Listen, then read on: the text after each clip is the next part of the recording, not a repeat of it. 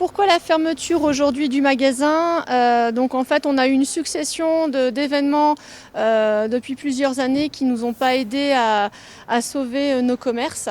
Donc en fait, ça a commencé par les travaux de la ville qui, pour moi et d'autres commerçants, ont vraiment été un point noir pour nos chiffres, nos boutiques. Ensuite, on a eu les manifestations. Derrière, on a enchaîné avec les 18 mois de Covid. Ça a été vraiment un crève-cœur. Ça a été une décision qui a été prise en 3 semaines. Voilà, au vu des difficultés financières de pouvoir honorer certains paiements. J'ai préféré arrêter tant qu'il est encore temps avant d'avoir des dettes plus possibles à récupérer. C'était très compliqué, on a décidé de fermer le garage de la librairie le 15 juillet de cette année.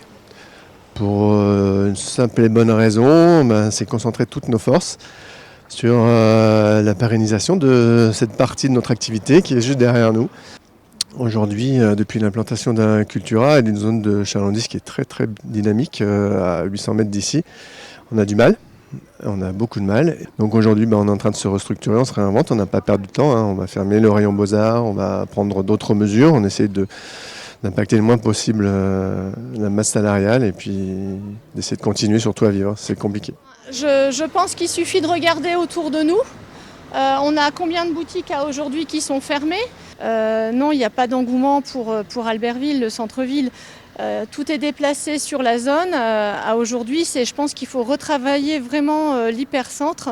Les clients ont besoin de ça, de garder du contact humain. On est assez inquiet sur le devenir du centre-ville. Pourtant, on a l'habitude de se rendre, d'être dans la rue de la République, mais on voit de plus en plus de boutiques fermées. On se demande ce qui va se passer. En tout cas, on essaye toujours de venir dans les boutiques. C'est dommage que la ville laisse perdre le centre-ville comme ça. Et je pense qu'il faut voir, il faut chercher comment un peu trouver une solution pour faire venir les gens au centre-ville. Parce que c'est pas que elle, il y a beaucoup de commerces qui ferment. Et c'est dommage parce que le centre-ville d'une ville, c'est important.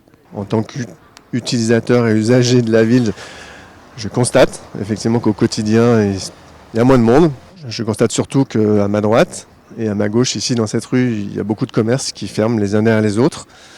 Il y en a beaucoup qui sont en difficulté et par pudeur n'en parlent pas, elles se battent et essayent de se battre jusqu'au bout.